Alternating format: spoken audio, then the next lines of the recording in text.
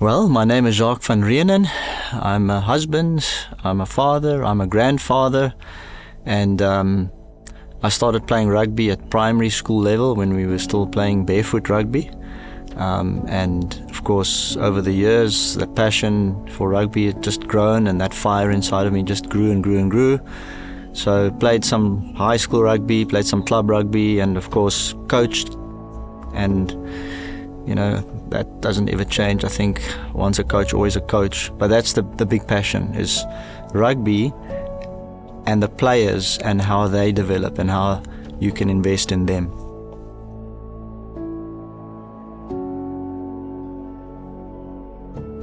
That's a very good question. I think that you will also appreciate the importance of balance and time management, but I'm blessed to have a wonderful, patient wife. Christine is amazing. She's just allowed me to pursue, obviously, the things that I really love, and we show that mutual respect to one another, but she's very patient with me. I do make time for her, and she knows that she's definitely number one always in my life. But yeah, I think like anything else in life, if you really want to succeed, you have to have a balance. And balance doesn't necessarily mean that, okay, I have so many hours, so let's see if we can divide it into equal parts or equal number of hours. I don't think that's balance. I think balance is to be in the moment with the time that you have. So if you only have an hour together as husband and wife on that particular day, make the best of it and be there in the moment. And of course, whatever it is you do, you need to strike the balance and make sure that if you have a week of things to do and you have different things in that during that week, I think what's important is that you give the due time to each of those segments in your life, and not to neglect family, for example. And that's something that's come with me a long way. I'm not perfect by no means, but again, with my wife and with Christine's input in my life with regards to that, it's always been valuable, when she's pulled me aside and said, listen, you've been out say 2 or 3 times this week already for either a church assignment or for sport.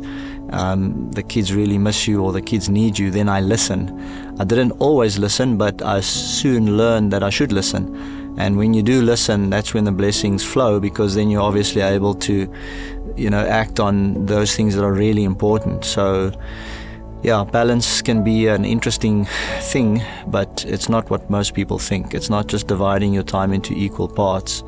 It's about being there, and being there 100%, and then of course managing your time to spread it as best you can, to give the due justice to those things that are at that point most important.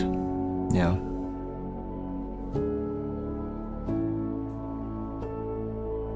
Yeah. Well, George Rugby Club is very unique in many ways. It's the oldest club in this area, in this region, one of the oldest in the country, established in 1883. I feel very blessed to be part of this wonderful organization.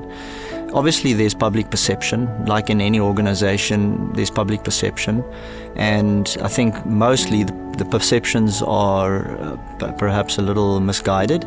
Of course, in its heyday, it was the Dorpsklub. It was the town club, and I think that most people will think, well, it's a white club, and maybe it was at that time more predominantly a white club, but by no means is it like that anymore. I mean, we have been called George Boere, and we still are called George Boere, and that's fine. We don't have a problem with that. But I think that the more appropriate name these days might be George Breinboere, because we have a lot of wonderful colored players playing at our club, and extremely talented, wonderful young men. And we have a very diverse group of players, because we have colored players, we have white players, we have black players, and from all over the communities of George. And that is, I think, what will make us one of the strongest clubs in the future. It's just trying to mold that and trying to get that to gel and work together at the moment has been one of our challenges. So we haven't really been winning on the field, but most of our victories at the moment is off the field. And the time will come when we will win, and we will win big and we'll win good, but that at the moment is it would be maybe unfair to get ahead of ourselves and to focus too much on that. So at the moment we're focusing on what happens off the field. But just another thing about the location of the club, obviously we're located in the middle of George at beautiful Outeniqua Park Stadium, and logistically that is a challenge to get there. You know, in the community, the players just walk across the street from home to the practice field, maybe 5 minutes, maybe 10-15 minutes walk, and then they walk home again. And so obviously that's the beauty of being located, your club being located in the community. We are not located in the community, we're located in town, and you have to catch a bus, you have to catch a lift or a ride, drive with your car to get to the field. So it's a huge sacrifice for those players who come to George. And that to me is what makes us unique as well. It's a great blessing, and I've told this to the players, I've said this to them, that if you don't want to really have growth, and if you want to just win all the time, it's probably best if you just stayed at your club where you are in the community. But if you really want to come and be part of something special and contribute in a meaningful way and grow personally, then come to George, because there's no growth in the comfort zone and there's no comfort in the growth zone. And so we're going through a massive growth and learning period and phase at the moment. And so as things obviously start gelling, I believe that, you know, the real victories that we obviously measure a club against, which is the victory on the field, those things will manifest in time. And so, you know, I accept that, and that's fine. And so that's really the dynamic of the club. It's a very difficult club to manage financially, logistically, but the players who are there are great young men, and I see them just growing in leaps and bounds at every practice. Every week I see these little things that give me the courage to carry on, because it takes a lot out of one's day and your time, and there are massive sacrifices as coaches and management to be part of George Rugby Club.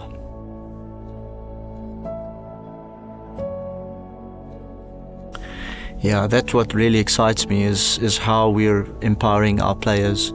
As I mentioned, a lot of our work is happening off the field, and you know, I think to change an organization, you can approach it in a number of ways. You know, you can try and change it from the outside in. We've chosen to change from the inside out. And so what we've been doing is we've been empowering our players by offering them self-reliance courses where we teach them about self-reliance. So at the moment, for example, we're busy with a course which runs for about 12 weeks. And the course is a very well put together curriculum. And it's basically, the content goes around and revolves around how to start and grow my business. And basically that is one of the ways that we're doing exactly that. We have other courses that we'll be offering to our players in the future, which involves education for a better job, and emotional self-reliance, and personal finances and things like that. And I believe as we start changing people from the inside, that will then obviously have effects outside, and they will then, in their own communities where they live, in their own households, among their friends, they'll pay it forward. They'll become a blessing to those people whom they rub shoulders with and whom they serve. And so that's very exciting for us, because we want to build human capital. You know, if you look at any city or town, there are a finite number of jobs. So a big city has a lot of jobs, but it's still a finite number. There's not an infinite number of jobs. It's finite. You know, when those jobs are all taken, they're taken up, and it's exactly the same in George. So if all the jobs are taken up, and there are only so many jobs, what else do you do? Well, you build and you work with, and you build on the God-given talent. You take the intellectual property that's there and you develop that.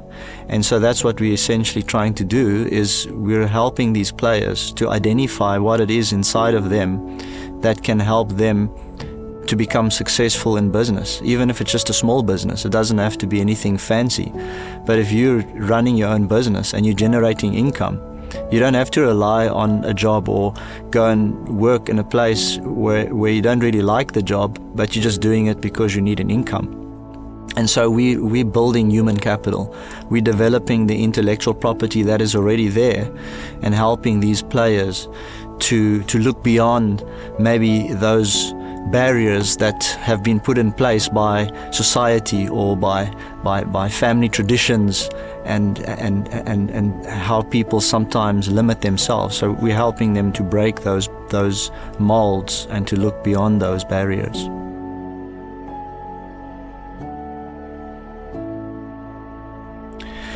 So, of course, everything you do costs money, whether it be transport, whether it be materials, resources, all those things cost money. And at the moment, we're relying on the goodness of people in our community and current sponsors, and even personally, those of us who are involved at the club, management, coaches, we're sacrificing, and we're actually often taking money out of our own pockets. But that has a limit.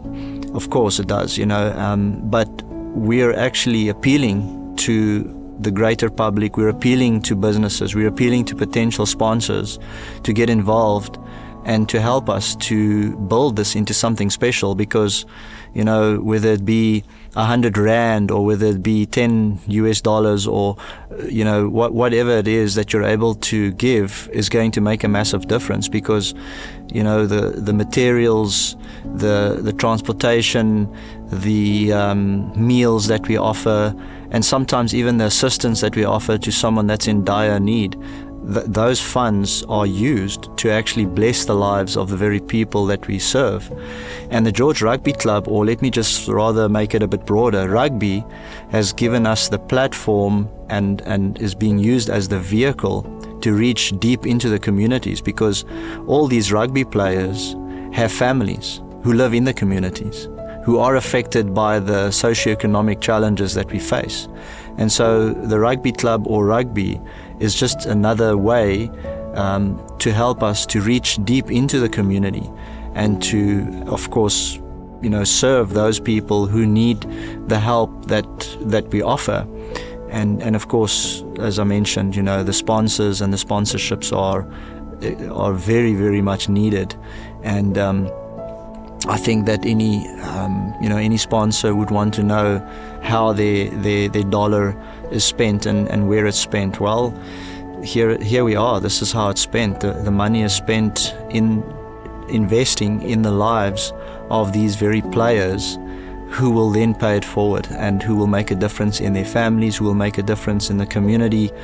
And so we're very proud of our players, of the coaches, and everyone who's involved in this.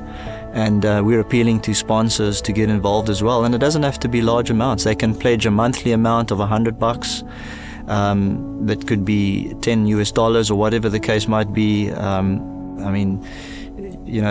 I just did some calculations, and something like $15, for example, can feed a whole club a simple meal on an evening.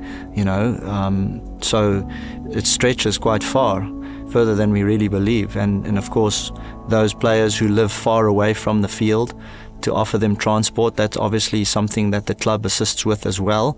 And $20, for example, can help us to cover the cost to get players to the field and home on a training night. And so those are the types of things that we're doing to get the players there, so we can minister to them, so we can teach them, so we can help them. And then, of course, to get them also to come out to those classes that we offer. So logistically, it can be a challenge, but that's one of the ways the sponsors' funding will be utilized for the resources that are required to build this human capital. Hi, I'm Jacques, and your support at Georgie's will make all the difference in the world.